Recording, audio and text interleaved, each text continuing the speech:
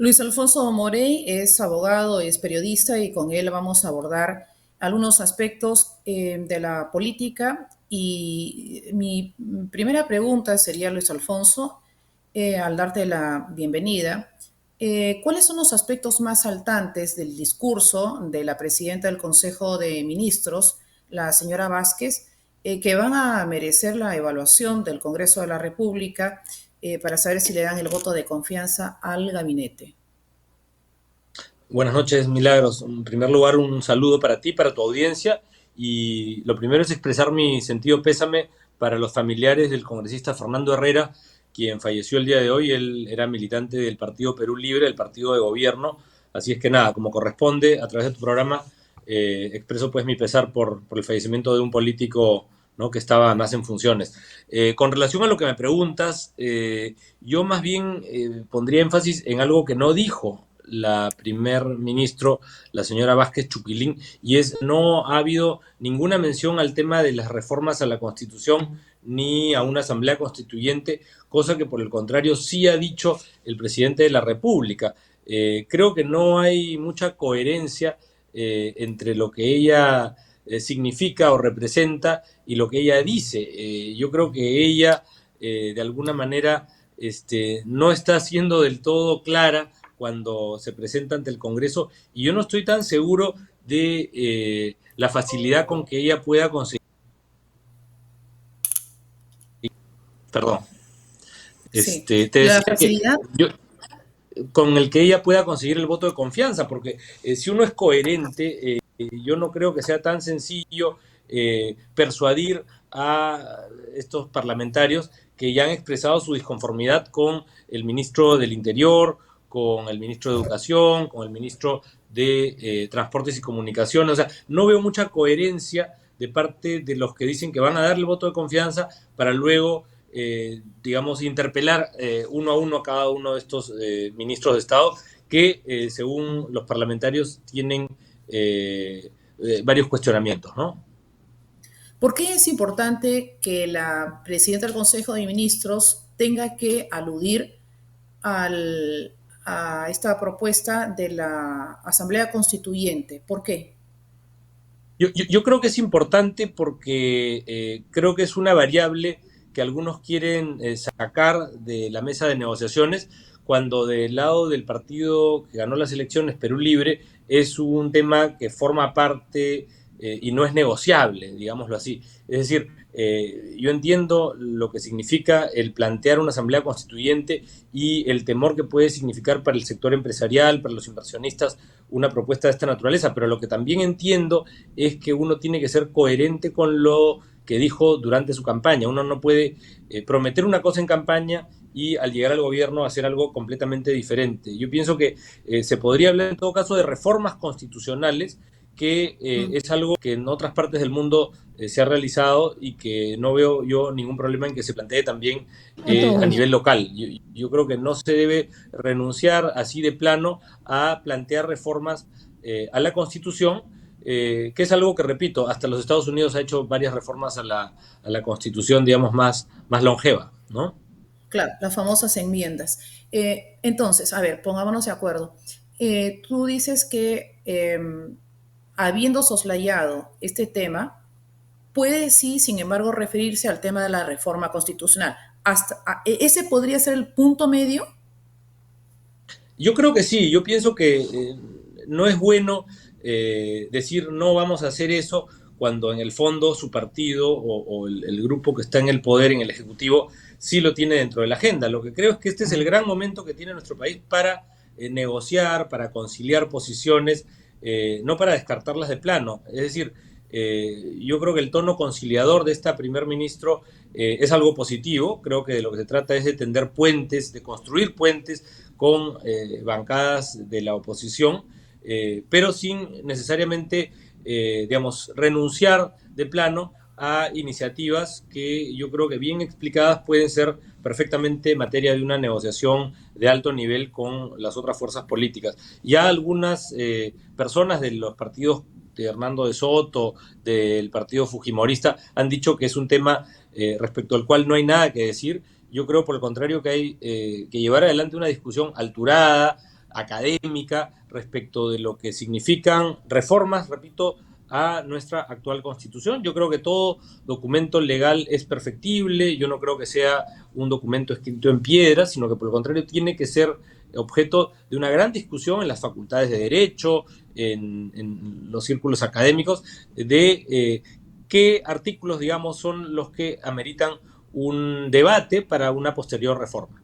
Yo no creo que la Desde tu punto, Constitución entera deba ser materia de una reforma, pero sí creo que hay cosas que se pueden mejorar como todo documento legal. desde que tú lo estás proponiendo, ¿cuál debe ser bueno, o los tres primeros puntos que debe modificarse? Estoy hablando, claro, está de la Constitución.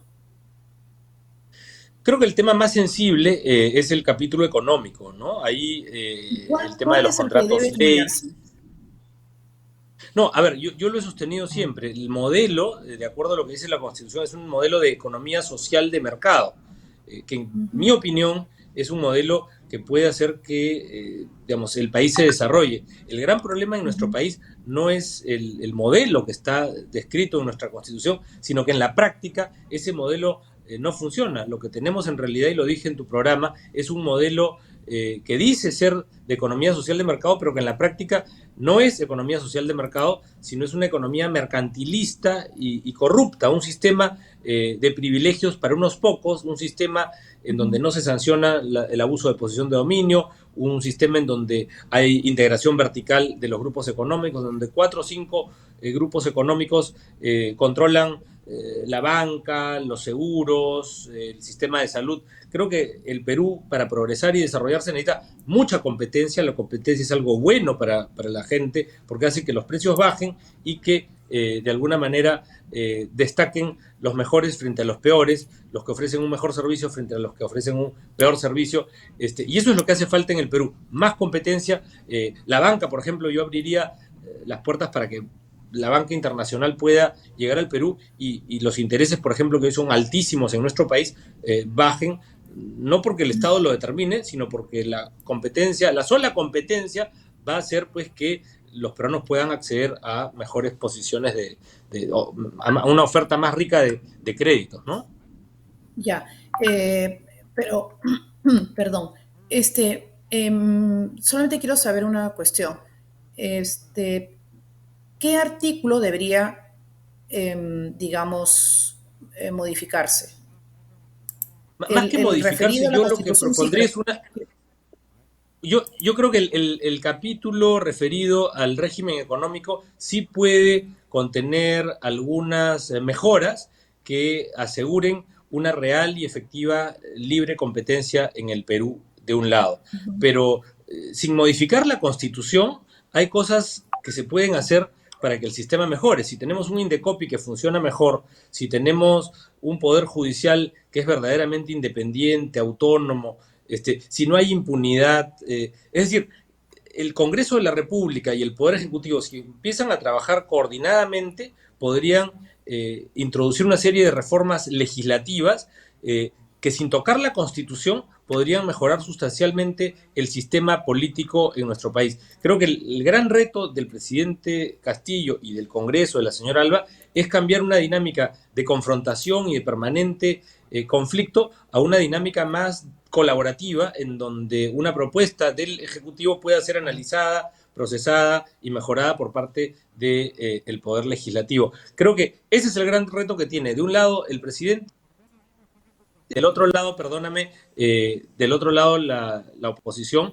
que podría ser una oposición no destructiva, sino una oposición más bien constructiva. Yo creo que si encuentran la fórmula para cambiar esta dinámica que le hace daño al país, yo creo que el Perú puede tener éxito en los próximos años, que es un poco lo que todos queremos.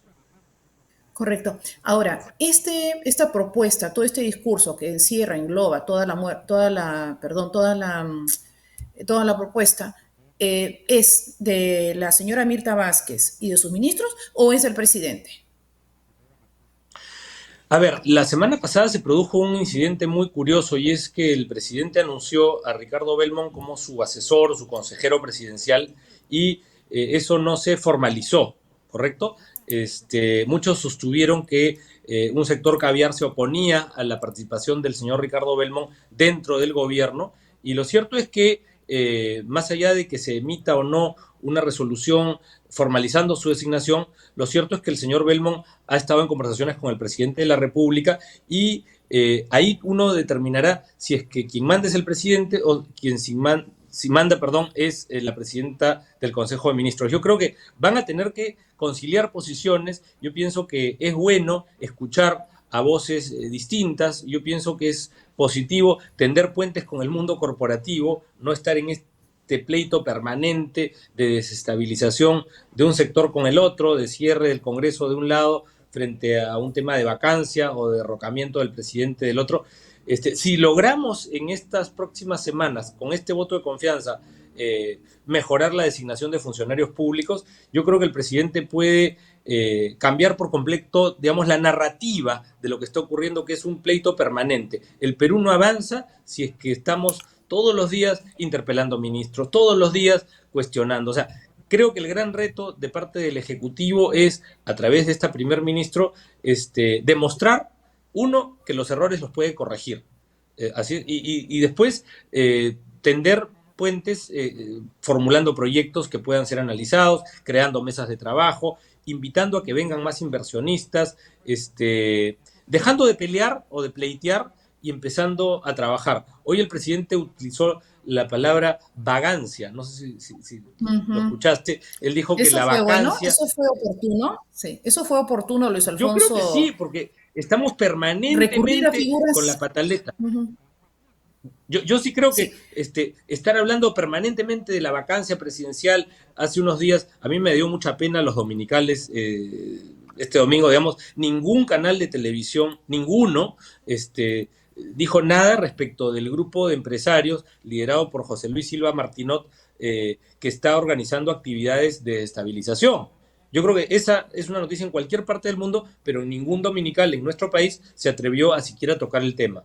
Por el contrario, lo que sí hubo fue un reportaje de Cuarto Poder en donde con un dron invadieron justamente al que fue designado como asesor presidencial, a Ricardo Belmont, sin que IPI se pronuncie, sin que el Consejo de la Prensa se pronuncie. Mi gran reflexión es en torno al rol que cumplen los medios. Yo creo que lo que tú haces en televisión es una isla en medio de un mm, sistema más o menos que parametrado, en donde las cosas que decimos acá en tu espacio difícilmente las vas a poder escuchar tú en una estación de radio o en un canal de la señal abierta transmitido por Movistar.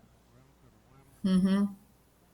Yo creo que Por eso, sí, si la prensa no hace, perdóname, si la prensa no hace su trabajo, va a perder credibilidad y cada vez los medios alternativos, las redes sociales, los youtubers van a ocupar ese espacio que en la práctica los grandes medios tradicionales han abandonado. Los grandes dominicales, que antes eran los programas más importantes de la televisión, han optado por no hacer periodismo, sino por hacer un activismo político que tiene como principal objeto derrocar al presidente de la República, y eso a mí me parece que está muy mal. correcto. Digamos, en la posición en la que estamos ahora, en octubre 25, 2021, falta muy poco para culminar el año y ya tendríamos que discutir un presupuesto, ya tenemos, eh, digamos, con esta propuesta de hacer algunos arreglos a la Constitución, ¿correcto? La discusión, llamar a las universidades profesionales, etcétera. Todo eso nos va a llevar un tiempo, más la discusión del presupuesto va a calzar, el tiempo calza. Yo no creo que sea malo discutir. Yo vengo del mundo académico, yo estudié en una facultad de Derecho, recuerdo congresos internacionales de Derecho Constitucional. Yo creo que no está de más discutir, pero no con insultos, no con gritos, no con diatribas, sino en el espacio académico, realmente generar una discusión en torno a por qué parte de los peruanos reclaman una nueva constitución. O sea, yo no creo que el debate sea entre el señor Lucas Gersi y el señor Bermejo. Ese es un debate político, Uh -huh. entre dos personas que están cumpliendo un rol, llamémoslo, de liderazgo, pero creo que lo que se necesita es un gran debate en las universidades, en las facultades de Derecho, de Ciencias Políticas, invitando a expertos locales e internacionales para debatir cómo fue el cambio o la propuesta de nueva constitución en Chile, qué ha pasado en otros países que han tenido procesos políticos parecidos.